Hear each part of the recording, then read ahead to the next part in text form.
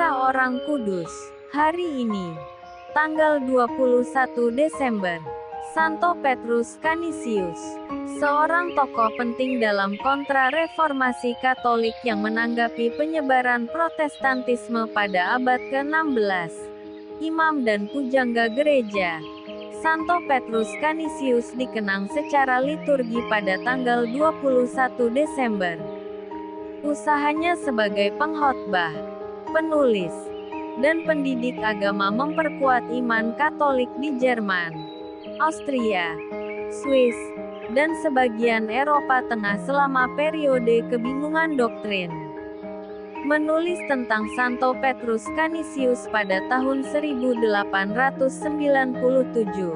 Paus Leo ke-13 mencatat kesamaan antara akhir abad ke-19 dan masa hidup Santo Petrus, suatu periode ketika semangat revolusi dan kelonggaran doktrin mengakibatkan hilangnya iman dan kemerosotan moral.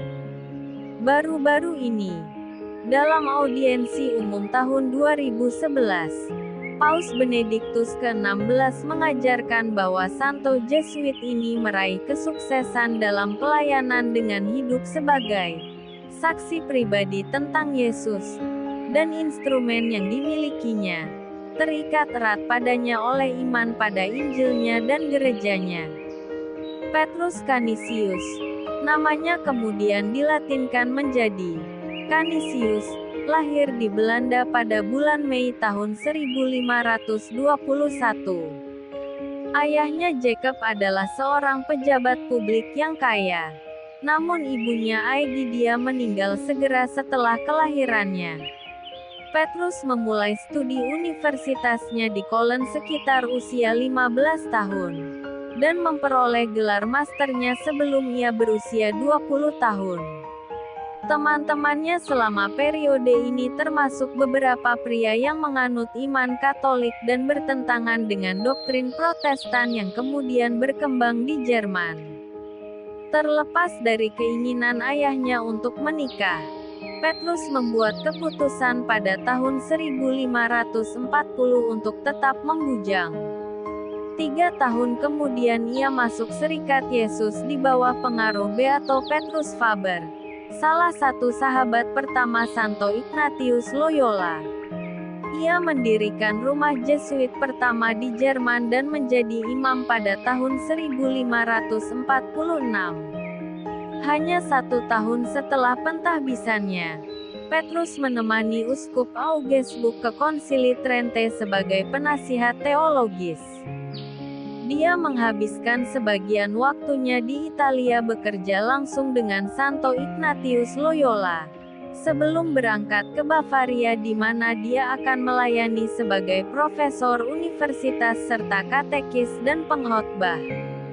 Kombinasi karya akademis dan pastoral ini berlanjut di Wina dari tahun 1552. Memungkinkan dia mengunjungi dan membantu banyak paroki di Austria yang tidak memiliki seorang imam.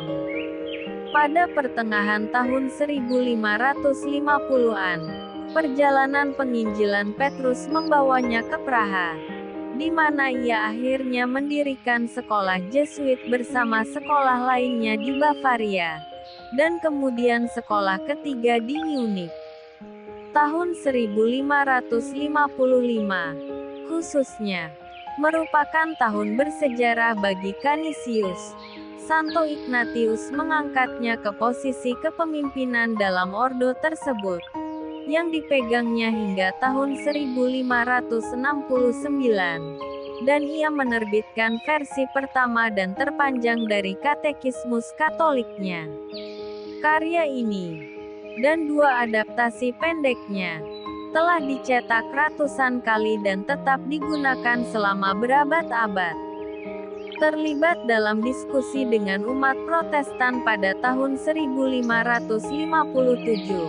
Petrus memberikan argumen yang kuat bagi gereja dengan menunjukkan bagaimana para penganut Protestantisme tidak dapat sepakat satu sama lain dalam hal doktrin. Sementara itu, ia mempertahankan komitmennya terhadap pengajaran agama pada tingkat populer, mengajar anak-anak, memberikan retret, dan menyampaikan khotbah yang disusun dengan cermat dan kaya akan doktrin kepada banyak orang.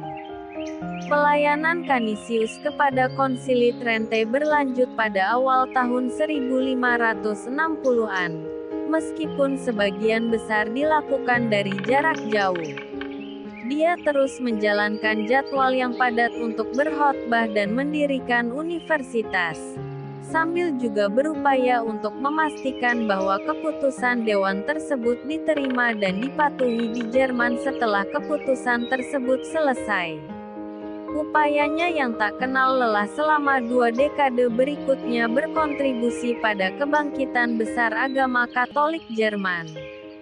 Sebuah pengalaman mistik pada tahun 1584 meyakinkan Canisius bahwa dia harus menghentikan perjalanannya dan tetap tinggal di Swiss selama sisa hidupnya. Dia menghabiskan tahun-tahun terakhirnya membangun gereja di Fribourg melalui khotbah, pengajaran, dan tulisannya.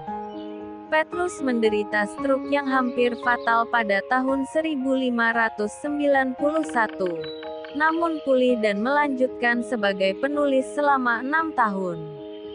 Jesuit Belanda memandang menulis sebagai bentuk penting dari karya kerasulan, sebuah pandangan yang didukung oleh penggunaan katekismusnya yang terus berlanjut lama setelah kematiannya pada tanggal 21 Desember tahun 1597. Santo Petrus Canisius secara bersamaan dikanonisasi dan dinyatakan sebagai pujangga gereja oleh Paus Pius ke-11 pada bulan Mei tahun 1925.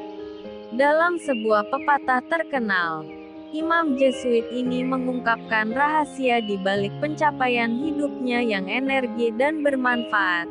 Jika Anda memiliki terlalu banyak hal untuk dilakukan, dengan pertolongan Tuhan, Anda akan menemukan waktu untuk melakukan semuanya. Santo Petrus Canisius, doakanlah kami. Kak Carla Channel.